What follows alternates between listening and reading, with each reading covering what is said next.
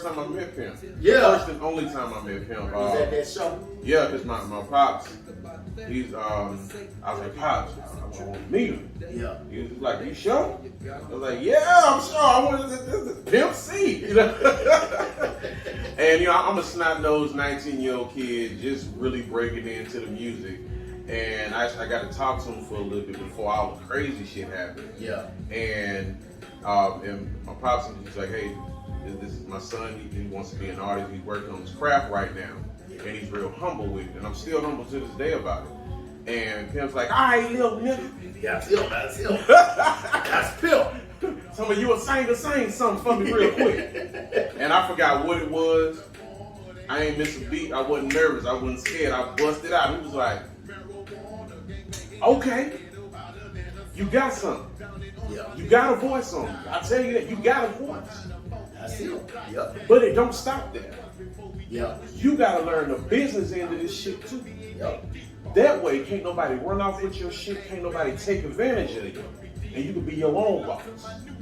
Facts. That's what I loved about him, man. He was a teacher.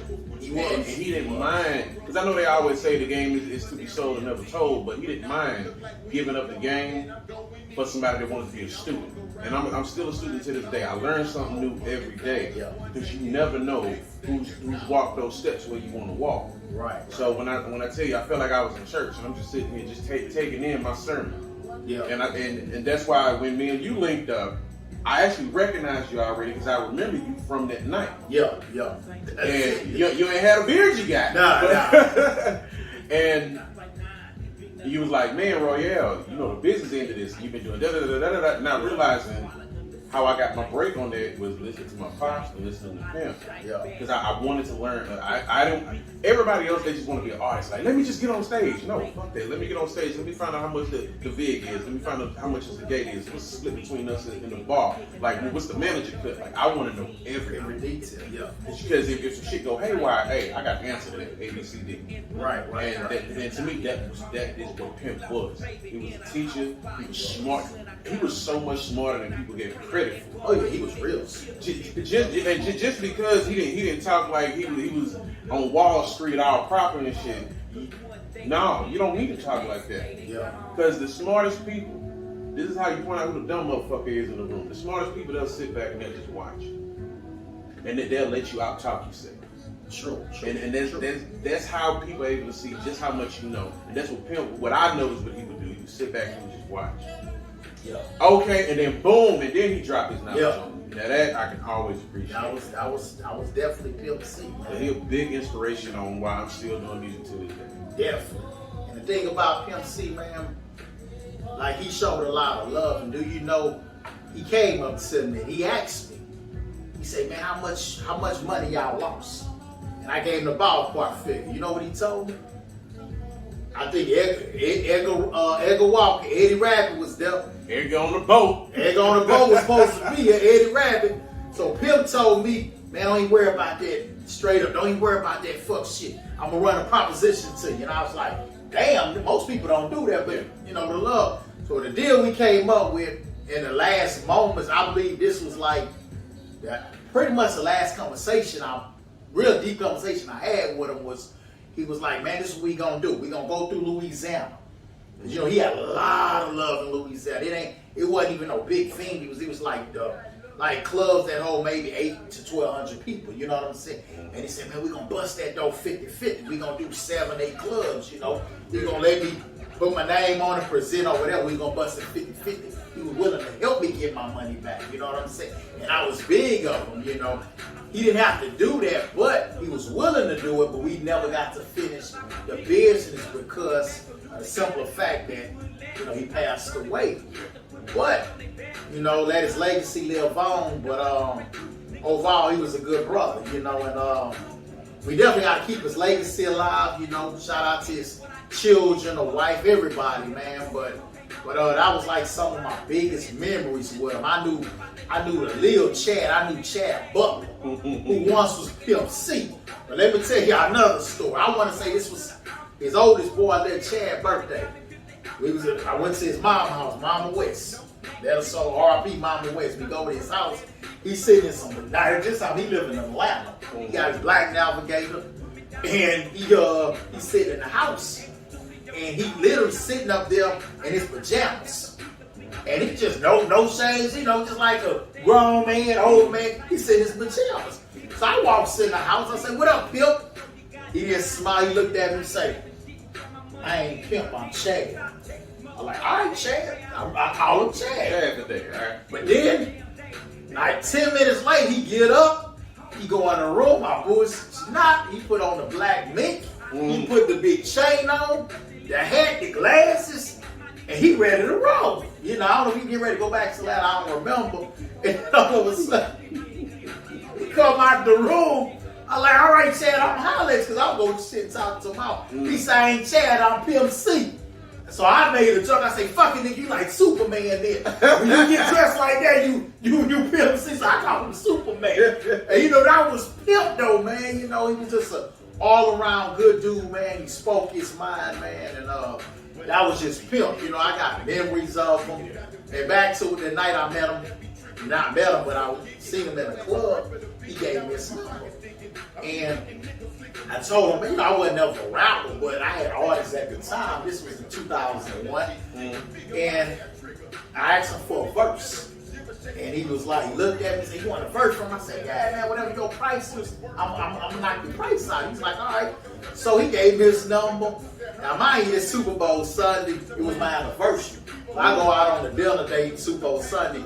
But I called him, I left him a message or whatever. I get on probably about 10 o'clock that night. And I hear play on my, back then, the answer machines. I hear play on the answer machine, this Pimp. "Hello? Hello? Who is this? Who is this? Somebody calling for Pimp? Who is this?" This nigga talking shit on the answer machine. I'm like, "The fuck?" And I laughed my ass off about it, you know what I'm saying? So he did that, and prior to that, man, the next day, I believe that Monday, me and him got on the phone, and he started teaching me about the poor man copyright. Yeah. I didn't know nothing about, and like you say, he was a teacher. I didn't know shit about the poor man That shit to copyright. yourself. He told me about that, and I was like, wow. He sat on the phone with me like 2 hours and gave me the game, like a lot of game, and he taught that to me. And then we linked up, and he actually gave me a hook. He gave me a hook, chords or whatever. But back then, I had it in an old computer, and at that time, the chick I was kicking it with or whatever, we went like this here. And that motherfucker took that computer, and I never got him first. And I never was able to even put it out or whatever. So I'm gonna listen to this shit right now. Nah, that's good. She plugged it in, heard that dial-up creak up real good. So that, that computer broke. But like you say, he was a teacher. I feel like he taught a lot of people how to take words that didn't rhyme. He know how to make words rhyme, man. Like, that's crazy. I think he taught a lot of people how to rap. Like, he take them words and he goddamn twist them. And there's the benefit of being from the South, because we can say whatever the fuck we want to say, and we can make it rhyme if we want to. That's it, and that's what he did. It's a gift that we get. Yeah, and that's what he did, and and I will say that he did that, man. And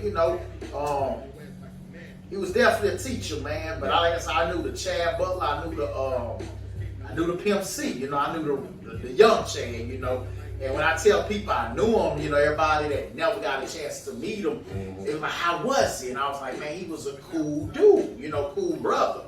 Now, I'm gonna tell you some silly shit he used to do. I don't know if they're gonna keep it, but I gotta tell you this story, man. So back, so when he got out, he had got my house over there on the corner. I ain't gonna say where he's at because his family's still living Corner somewhere. Yeah. So anyway, he got, so he had his house or whatever. I mean, so he used to eat. And Eddie Rabbit know this. Eddie Rabbit used to go to his house 2, 3 in the morning and fix him some barbecue. Man, I'm not 2, 3 in the morning. Eddie Rabbit was over there cooking barbecue for him. And I can tell you, Eddie Rabbit that boy can cook. Yeah, that and so I tasted it. Yeah, so Eddie Rabbit could cook. So Eddie Rabbit used to cook for him or whatever. But one night, man, I go to his house, man. Goddamn, I go to the man's house one day, and I wasn't even meaning to go to his house. What I did, I was riding by his house, right? And I think he had the silver and the red Bentley, and the wind was getting real, like the storm was coming. And I seen I hit the horn, he was sitting in the by front door and he was in the red Bentley, and it was just like, he did like that. So, back then he didn't have a fence around his house, you know what I'm saying? So I pull up there and go up in there, and shit, when you walk in, he had a studio in there, so man, we go in there. He did tracks, he did music. So he fucking with the music over there with the fuck funniest thing. It ain't funny, but I gotta share this, man. So we sitting in his house and he mixing the sound out. The weather get bad. Boom, boom, boom, boom, boom. We wasn't drinking nothing. It was just Pimp. And the weather was bad. I'm pushing it down. And man, he was trying to get this sound. This dude got up. He got up from the chair, from the computer. He went outside his house and he started talking to the sky. If you don't stop all that motherfucking noise. He say, man, I can't hear like Pimp was on shit, man. But that was Pimp though. And I'm sitting up there and I'm like, what the fuck is that? But that was him though, man. I got that creative mind, man. He was just, but I know more and more stories, but a lot of stories I'm not gonna share, with everybody. A lot of stuff, I'm gonna keep, I'm not gonna talk about it, but that, on the respect of his mom always, even though she's not here, it's a lot of stuff I really know, but that's some good memories I have of him, man, and you said it the perfect word, he was a teacher. And that's real what you said, because he was, man. Like you made me. Like I'm sitting up here, we didn't rehearse this, we just freestyle. We just went for we it, just right? talking, and it's just like, man, and it's just like he was a teacher. He taught us a lot.